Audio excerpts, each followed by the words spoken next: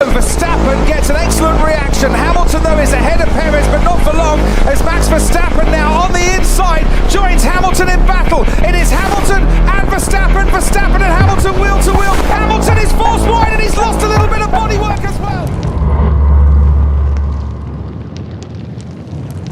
October 14th, 2012, millions of people watched as skydiver Felix Baumgartner ascended to the edge of space. He opened the capsule door, took one small step, and jumped. He free fell more than 120,000 feet down to Earth, breaking the sound barrier and a handful of world records in the process. But this wasn't NASA. It wasn't SpaceX. When you looked closer, you saw the unmistakable logo of Red Bull. This wasn't just a stunt. It was one of the most successful marketing moments in history.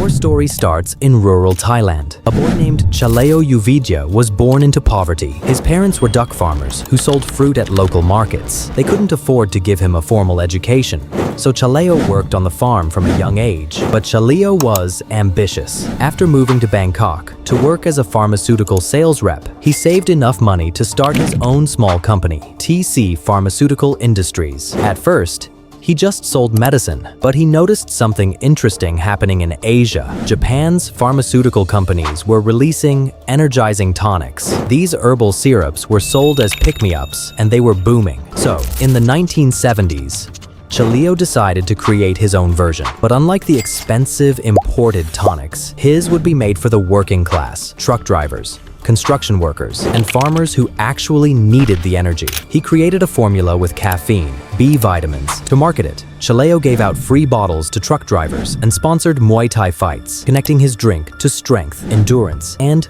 perseverance. By the early 1980s, his drink was a national hit across Thailand. But then, an unexpected encounter changed everything.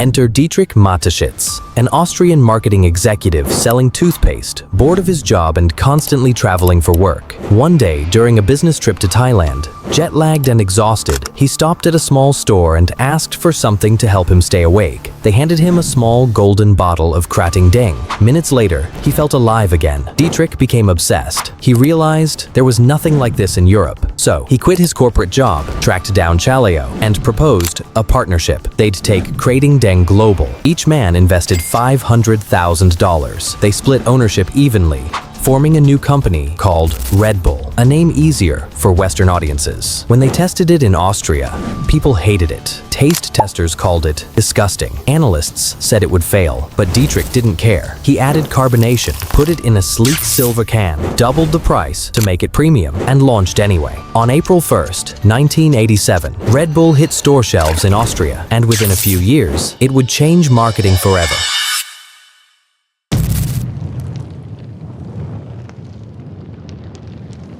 Red Bull had a problem. No money for traditional advertising, so Dietrich got creative. He hired college students, charismatic, popular, and energetic, gave them free Red Bull, and had them drive around in Mini Coopers with giant cans strapped to the roof. He paid them to throw parties and give the drink away. Meanwhile, by year 1, Red Bull sold over 1 million cans. By year 3, 4 million. The drink spread like wildfire across Europe, especially among young people and athletes. And instead of expensive commercials, Red Bull focused on owning moments. They began sponsoring extreme sports, cliff diving, motocross, snowboarding, anything that screamed adrenaline and danger. Red Bull wasn't selling a drink anymore.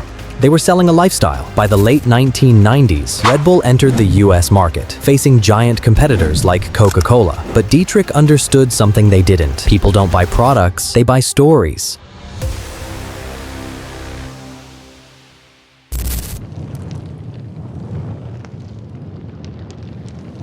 Of course, no global empire comes without controversy. Red Bull has faced bans, lawsuits, and scandals, from being accused of unsafe ingredients to the infamous Red Bull Gives You Wings lawsuit in 2013. They ended up paying $13 million to settle claims that their slogan was false advertising. And then there's the tragic story of Chaleo's grandson. In 2012, the Red Bull heir accused of a fatal hit and run who fled Thailand and has never faced trial. A dark stain on an otherwise spotless brand image.